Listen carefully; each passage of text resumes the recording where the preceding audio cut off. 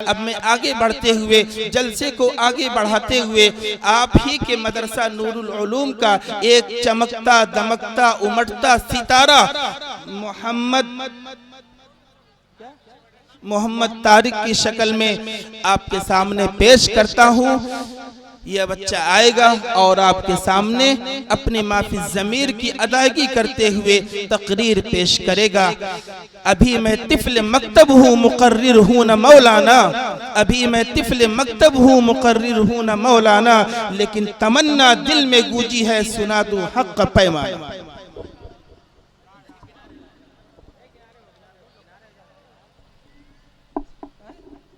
السلام علیکم ورحمۃ اللہ وبرکاتہ۔ الحمد للہ وکفى وسلام علی عباده الذین اصطفى، اما بعد فقد قال النبی صلی اللہ علیہ وسلم: ما تزوج امرأة لعزها لم يزد الله إلا ذلا، وما تزوجها لمالها لم يزد الله إلا فقرا إلى آخره، او كما قال عليه الصلاة والسلام۔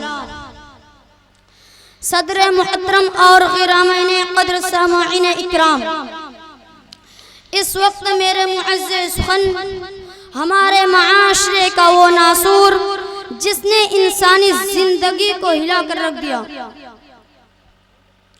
صدر محترم اور غرامین قدر سامعین اکرام، اس وقت میرے معزز سخن ہمارے معاشرے کا وہ ناسور جس نے زندگی کی بنیاد کو ہلا کر رکھ دیا، سینکڑوں ہزاروں گھروں کو تباہ و برباد کر دیا، اور کتنے ہی جذبات کو مسل کر رکھ دیا۔ یہ وہ بیماری ہے جسے آپ جہیز کے نام سے یاد کرتے ہیں۔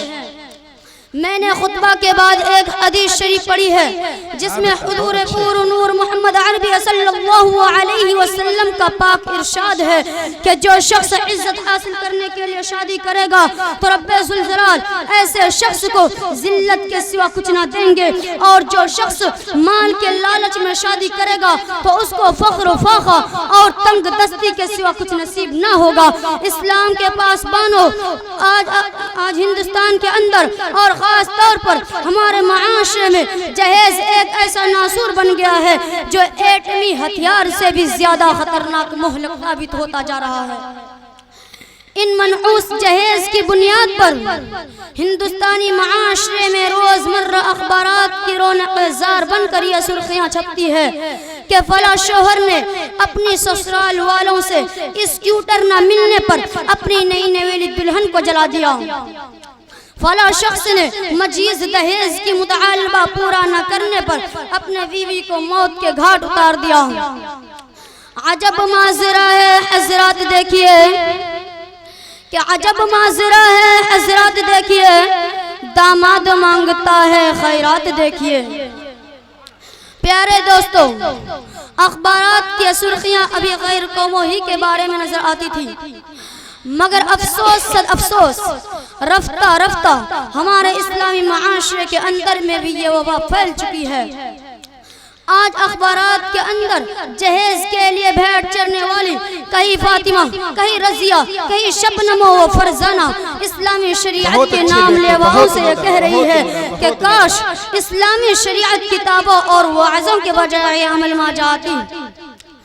پیارے دوستوں اور اسلام کے نوجوانوں، عورت رب ذوالجلال کی جانب سے عطا کردہ وہ حسین تحفہ ہے کہ جس نے انسانی زندگی کو رعنائی بخشی۔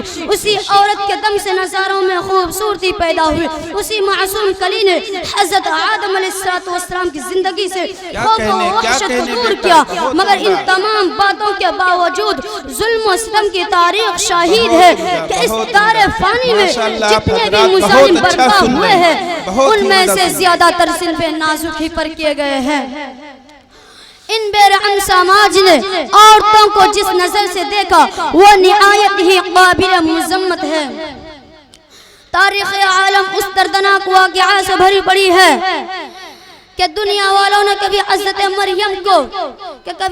مریم کو دنیا والوں نے مطعم کر کر جنگلوں کی خاک چھاننے پر مجبور کیا، تو کبھی نمرود نے اپنی بیٹی کو ایمان لانے کی پاداش میں آگ میں ڈالا، تو کبھی عرب کے جاہل معاشرے نے لڑکیوں کی پیدائش کو اس قدر منحوس تصور کیا کہ اس کو پیدا ہوتے ہی زندہ درگور کر دیا جاتا تھا۔ محترم حضرات، آج بھی ان معصوم دوشیزاؤں پر ظلم و ستم کے پہاڑ توڑے جا رہے ہیں۔ جبر و تشدد کی خاردار جھاڑیاں ان کی راہ میں آئل ہے۔ آج بھی ان عورتوں کے ارمانوں پر خون کیے جا رہے ہیں۔ غریب گھرانے کی بچوں پر خدا کی زمین اپنے وسعت اور کشادگی کے باوجود تنگ ہو رہی ہے۔ ساری دنیا پہ یہ بات روزے روشن کی طرح عیا ہو رہی ہے کہ جس گھر میں لڑکی جوانی کی دہلیز پر قدم رکھتا ہے، اسی وقت سے والدین کی نیند حرام ہو جاتی ہے، زندگی کا ہر لمحہ سانپ بن کر ڈسنے لگتا ہے۔ ایک طرف سے لڑکی کی اٹھتی ہوئی جوانی ہوتی ہے تو دوسری طرف جنسی بھیڑیاں کی اٹھتی ہوئی نگاہیں ہوتی ہے، تو تیسری طرف پڑوسیوں کی چہمی گوئیاں ہوتی ہے۔ والدین جب اس گلاب کو پھول کو سجانے کے لیے کسی لڑکے کی تلاش کرتا ہے تو جہیز کی متعلقات ان کے ارادوں کو وہی مسمار کر دیتے ہیں۔ ارے جہیز کی ٹھیکیداروں، کان کھول کر سن لو، ذرا دیکھو تو صحیح، سید الانبیاء سرور کائنات خاتم الانبیاء محمد رسول اللہ صلی اللہ علیہ وسلم کی پیاری اور لاڈلی بیٹی حضرت فاطمہ رضی اللہ عنہا کی عقد مسنون اس انداز سے ہوتا ہے کہ جسم پر جو چادر ہے ان میں 16 پیوند لگی ہوئی ہے، اور بنت رسول ہونے کے باوجود بھی پیادہ پاشیر خدا حیدر قرار رضی اللہ عنہ کے گھر کی جانب روانہ ہو رہی ہے، اور جہیز میں ایک بستر، ایک چکی، ایک تکیہ، 2 مٹکے پر مشتمل مختصر سامان حضرت علی رضی اللہ عنہ کو پیش کیے جا رہے ہیں۔ اور آج یہ ہم کہتے ہیں کہ ہمارا بیٹا ڈاکٹر ہے، ہمارا بیٹا انجینئر ہے، ہمارا بیٹا پائلٹ ہے، ہمارا بیٹا ٹیلی فون آپریٹر ہے، ہمارا بیٹا گریجویٹ ہے، ہمارا بیٹا سعودی عرب میں رہتا ہے، اسی لیے جہیز میں جہاز چاہیے۔ ارے اولاد پیدا کر کے جہیز کی تمنا کرنے والوں، کان کھول کر سن لو، اگر تمہارا بیٹا ڈاکٹر ہے تو حضرت علی امیر المؤمنین تھے، اگر تمہارا بیٹا انجینئر ہے تو حضرت علی مجاہد تھے، اگر تمہارا بیٹا ٹیلی فون آپریٹر ہے تو حضرت علی فاتح خیبر تھے، اگر تمہارا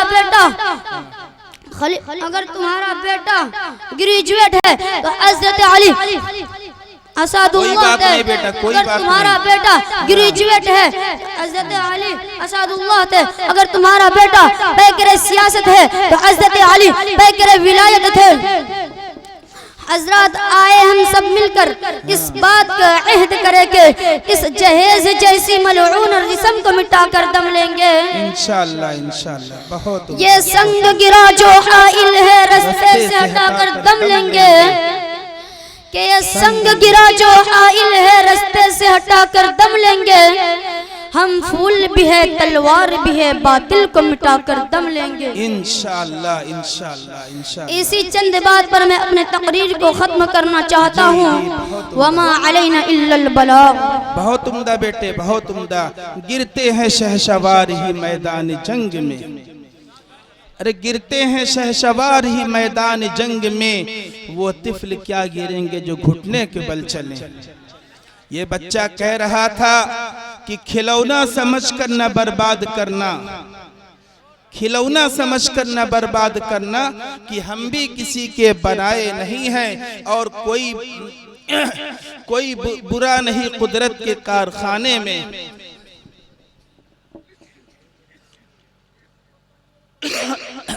نہیں ہے چیز نکمی کوئی زمانے میں، نہیں ہے چیز نکمی کوئی زمانے میں، کوئی برا نہیں قدرت کے کارخانے میں۔ میں اس بچے کے لیے دل سے دعا کر رہا ہوں کہ تم سلامت رہو 1000 برس، تم سلامت رہو 1000 برس، ہر برس کے ہو دن 50 برس۔ یہ بچہ کہہ کیا رہا تھا دوستو؟ میں دو باتوں میں، دو لائنوں میں آپ سے کہہ کر اپنی بات ختم کرتا ہوں۔